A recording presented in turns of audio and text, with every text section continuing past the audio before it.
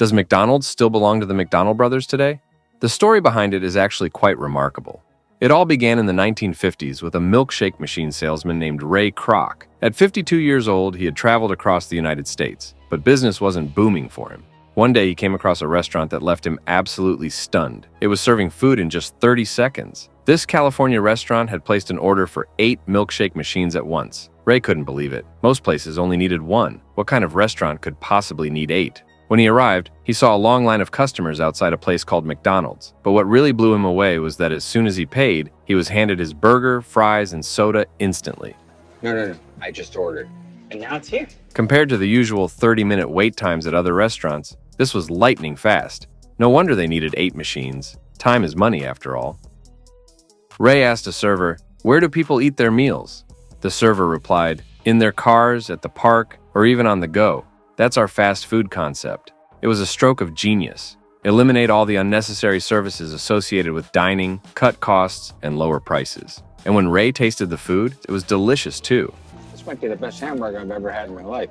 After finishing his burger, Ray went straight to the McDonald brothers, showering them with praise for their business smarts and impressive cooking skills. Pleased by his enthusiasm, the brothers invited him to tour the kitchen. The workers operated like clockwork, each one handling a specific task: grilling burgers, frying fries, pouring drinks, or working the register. They had perfected a system where an order could be completed in just 30 seconds.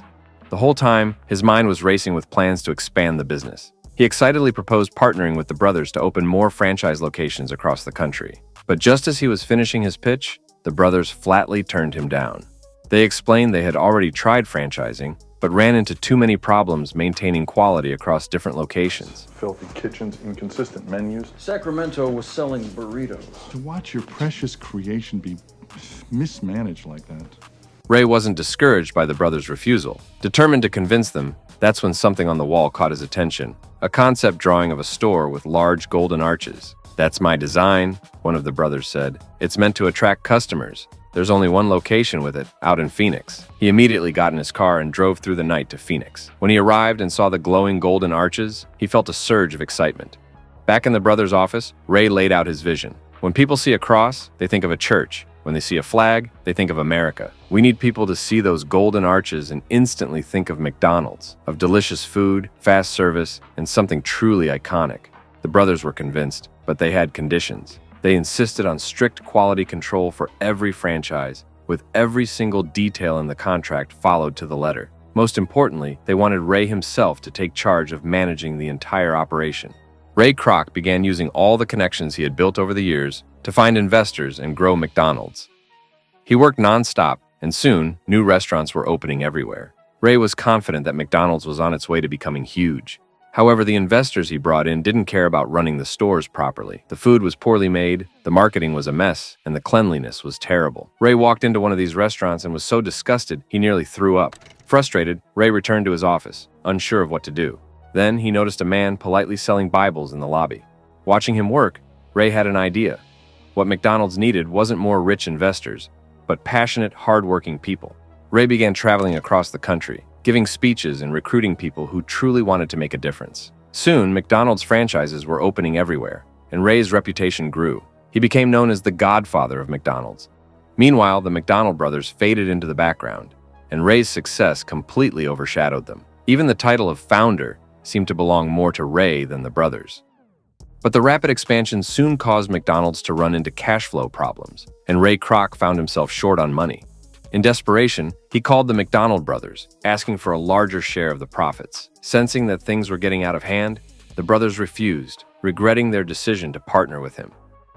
Meanwhile, Ray's situation was dire. He was 3 weeks behind on his loan payments, and the bank was threatening to repossess his house. His wife was on the verge of a breakdown.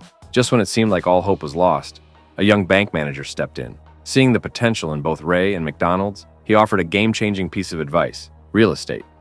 The banker explained, "When you finance a franchise, you only get 1.4% of their profits. But if you buy the land and lease it to them, they have no choice but to pay you. This way, you secure steady cash flow and the funds to keep expanding. The more stores you open, the bigger the snowball gets. Soon, you'll be in control, not the McDonald brothers." Ray faced a tough decision. On one side was his loyalty to the brothers who gave him a chance. On the other, the promise of enormous profits. In the end, Ray made his choice. He bought up nearly all the land under the McDonald's franchises and declared that from then on, he would control the future of the brand. When the McDonald brothers opposed him, Ray simply shrugged and said, "Contracts like hearts are made to be broken." From that point on, the original McDonald's store founded by the brothers no longer held any special significance. It became just another small building among the countless properties owned by McDonald's. Even the iconic golden arches were trademarked by Ray Kroc before the brothers had a chance. Furious, they decided to sue Ray, vowing to win the case no matter the cost. Ray's response was blunt.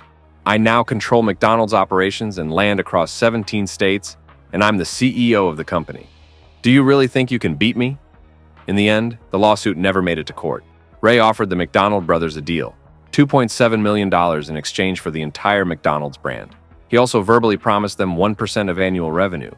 Ray, now in full control, began telling their story in media interviews, repeating the history of McDonald's origins over and over again. But no matter how hard he tried, Ray could never quite remember all the details. Right there on Lee Street.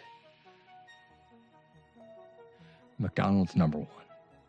And that's the story of McDonald's, a fast food empire created by two perfectionist brothers, then transformed by a 52-year-old milkshake machine salesman into a global giant with thousands of stores and annual sales exceeding $700 million. Some say it's a tale of love and betrayal, like Edison and Tesla.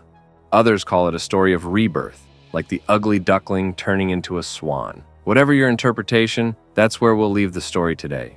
I hope you enjoyed it, and thanks for listening.